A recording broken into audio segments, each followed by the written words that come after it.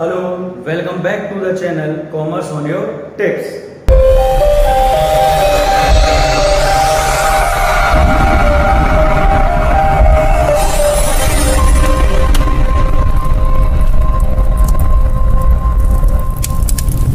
Last video में जो है वो हमने आपको क्लास 12 के ओवरऑल इंट्रोडक्शन के बारे में बताया था कि क्लास 12 में कौन सा चैप्टर कितने मार्क्स का आता है या कौन सा यूनिट कितने मार्क्स का आता है।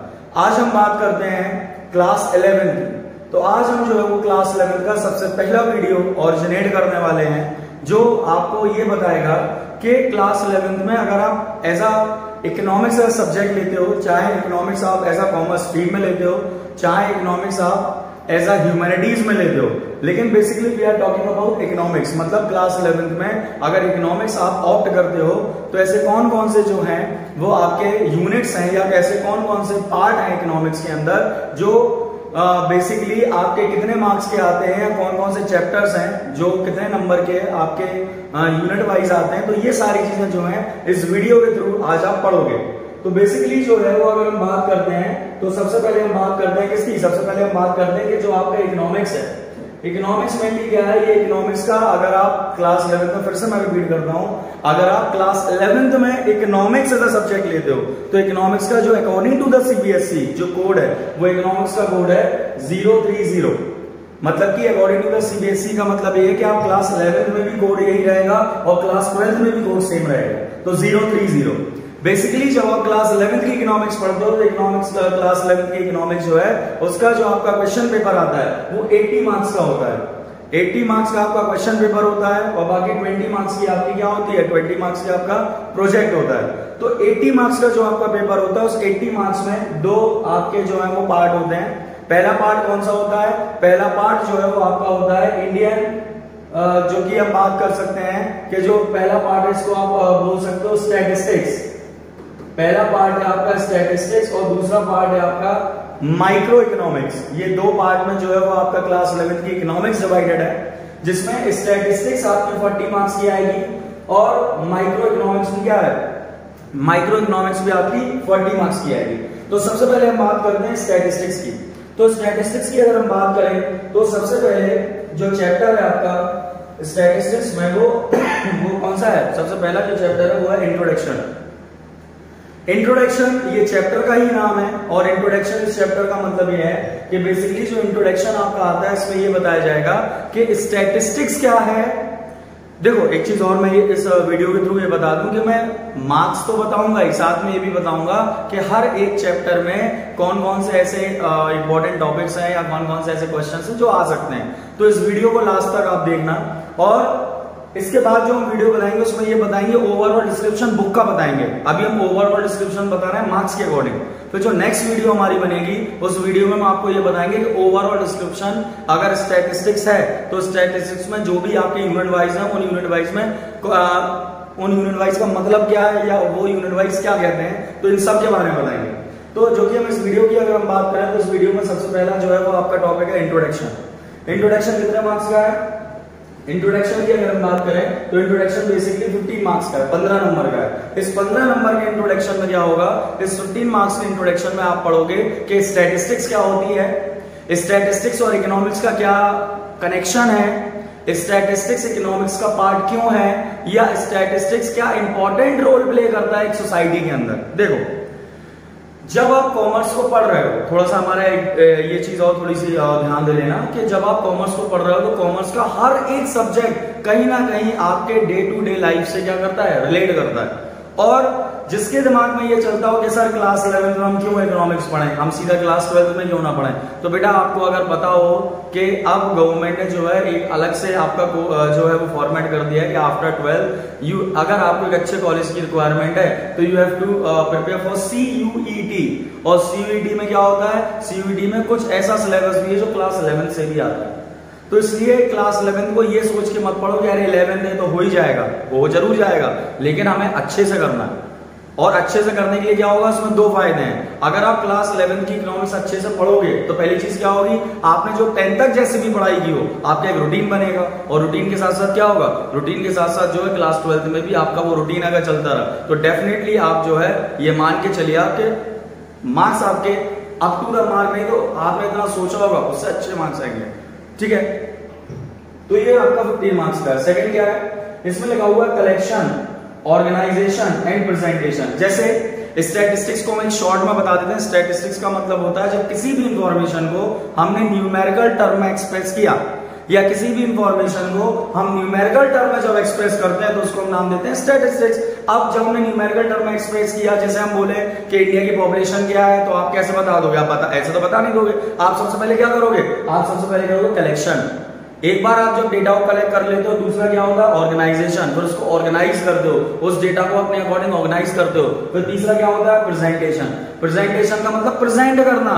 आपने जो भी डेटा कलेक्ट किया उसको आप प्रेजेंट कई तरीके से कर सकते हो। कई तरीके का मतलब होता है कई मेथड्स होते हैं। There are number of methods for presenting the data, जिसमें पहला क्या होता है? बार डायग्राम से, या टेबल के थ्रू, या आप कह सकते हो पाई डायग्राम से, या कई सारे डायग्राम्स या टेबल के थ्रू क्या कर सकते हो? आप डेटा को प्रेजेंट कर सकते हो। तो ये जो यूनिट सेकंड है, यूनिट सेकंड आपके कितने मार्क्स की है? 25 मार्क्स की। तो इस 25 मार्क्स में आप ये पढ़ोगे कि जो भी इंफॉर्मेशन कहीं भी कलेक्ट हो, जो भी इंफॉर्मेशन कहीं भी कलेक्ट होने का मतलब ये कि आप कभी भी कोई भी इंफॉर्मेशन कलेक्ट करना, उसको कलेक्ट करने से लेके, उसके प्रेजेंटेशन से लेके और उसके एनालिसिस से लेके, ये सब स्टैटिस्टिक्स का ही पार्ट होता है। तो बेसिकली सेकंड यूनिट कौन सा है? Collection, organisation and presentation of data, जो कि अकॉर्डिंग टू द बोर्ड्स कितने मार्क्स का आता है?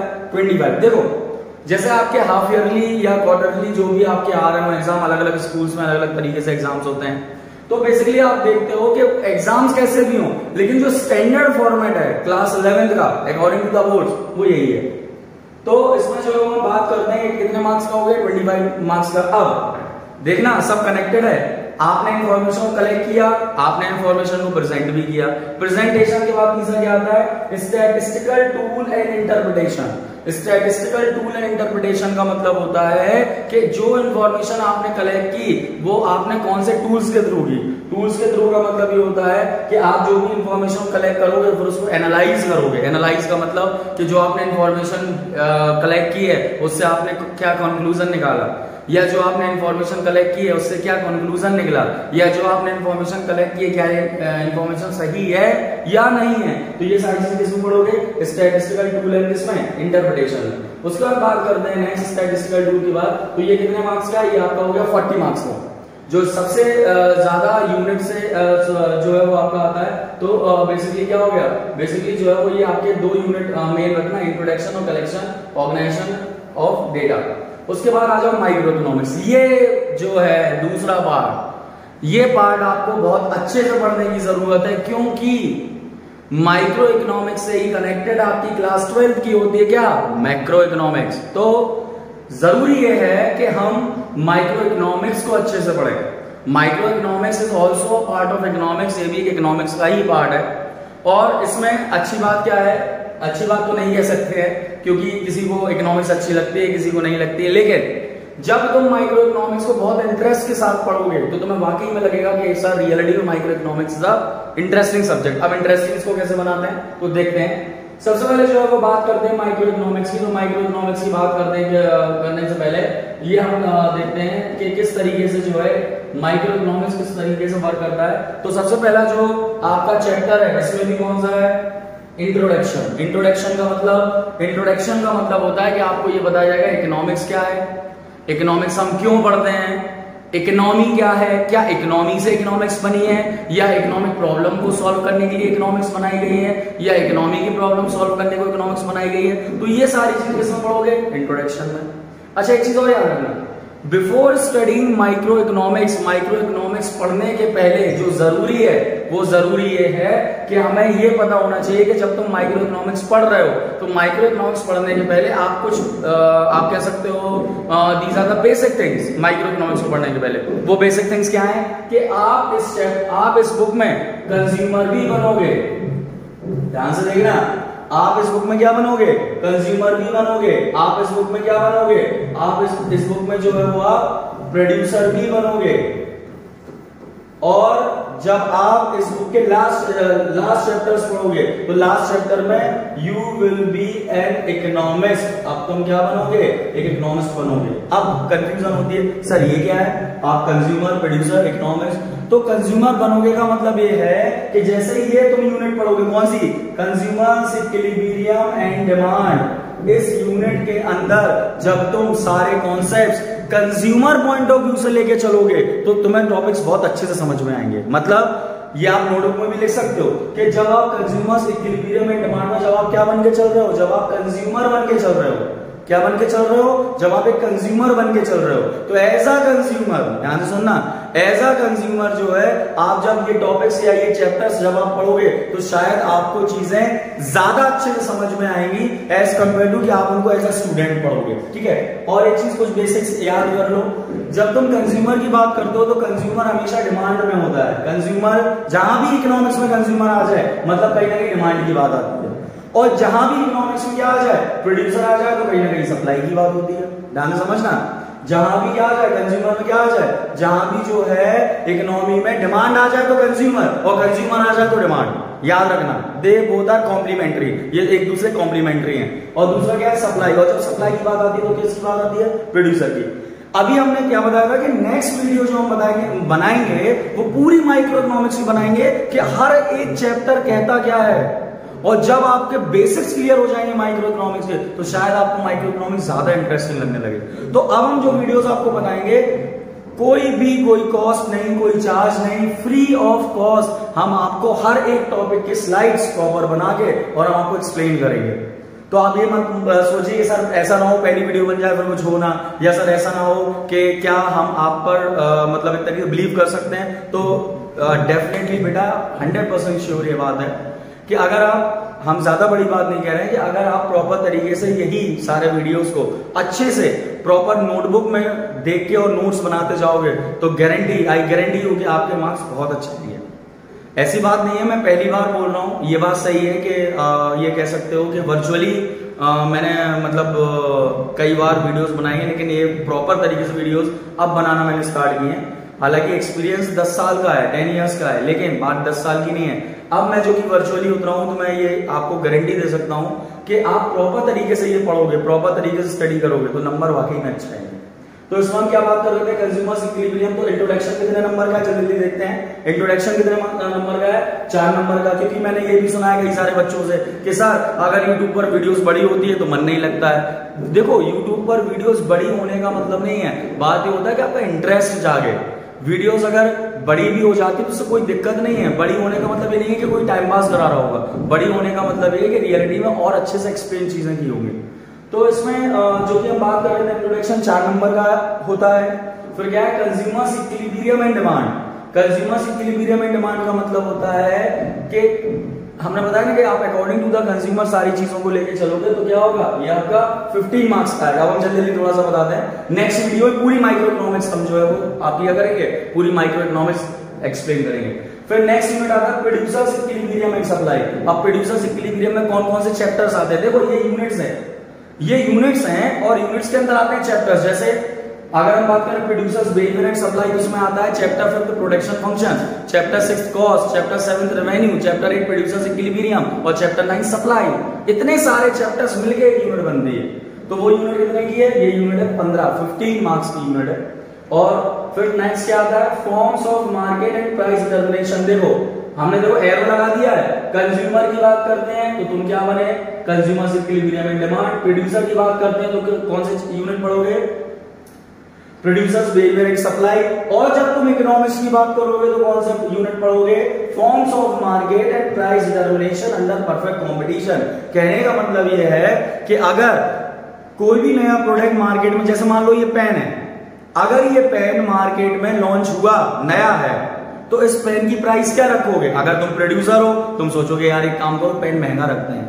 अगर तुम कंज्यूमर हो तो क्या सोचोगे, अरे यार चीजें सस्ती मिल जाए। तो इसलिए जो भी डिसीजन लिए जाते हैं वो डिसीजन लिए जाते हैं ऐसे जहां पर प्रोड्यूसर्स को भी नुकसान ना हो, जहां पर प्रोड्यूसर्स को भी नुकसान ना हो और कंज्यूमर को ये ना लगे यार हम ठग गए, यार हमें ठग लिया, या यार ये तो प्रोडक्ट महंगा है। तो ऐसे डिसीजन जब लिए जाते हैं तो वो कौन लेता है, वो डिसीजन लेता है कौन, वो डिसीजन लेता है इकोनॉमिस्ट। तो कहने का मतलब क्या है? कहने का मतलब ये है कि जब तुम इस लेवल पर चढ़ जाओगे, जब तुम इस लेवल को समझ लोगे, तुम कंज्यूमर, देखो मैं अलग से लिख देता हूं, जब तुम कंज्यूमर को समझ लोगे, ध्यान से देखना, जब तुम प्रोड्यूसर को समझ लोगे या प्रोड्यूसर के कॉन्सेप्ट्स को अच्छे से पढ़ लोगे, जब जाके फाइनली तुम कौन बनोगे? फाइनली तुम बनोगे इकोनॉमिस्ट। कौन बनोगे? फाइनली तुम बनते हो इकोनॉमिस्ट। ठीक है, तो इकोनॉमिक्स मतलब ये लास्ट यूनिट है जो कितने मार्क्स की है? 6 मार्क्स की है, 6 नंबर की है। तो ये आप अगर देखो तो कितना हो गया? 15 15 30 30 और प्लस 10 40, तो ये 40 नंबर की माइक्रो गई। बाकी 20 मार्क्स का क्या हो गया? प्रोजेक्ट हो गया। तो ये हमारी पहली वीडियो थी इस क्लास 11 की वीडियो को। आप देखो, इसमें आप ये ना सुना सर हमें तो इतना समझ में ही नहीं आया, तो इसमें समझना नहीं है, आप सिर्फ नोटबुक में जो आपको लिखना है वो नोटबुक में लिखने हैं ये मार्क्स के, हर एक यूनिट कितने मार्क्स की है, हर एक यूनिट कितने मार्क्स की, आपको सिर्फ ये लिखना है। बाकी और आप किसी चीज पर ध्यान मत दो। जो हम नेक्स्ट वीडियो बनाएंगे उस नेक्स्ट वीडियो पूरी माइक्रो इकोनॉमिक्स को हम एक बार में, वन शॉट, एक बार में पूरी माइक्रो इकोनॉमिक्स को हम खत्म कर देंगे कि एक्चुअली माइक्रो इकोनॉमिक्स कहती क्या है। और जब तुम उस वीडियो को देख लोगे तो तुम्हें रियलिटी में काफी चीजें समझ आएंगी। ठीक है, तो आप इस वीडियो को देखिएगा। Have a nice day.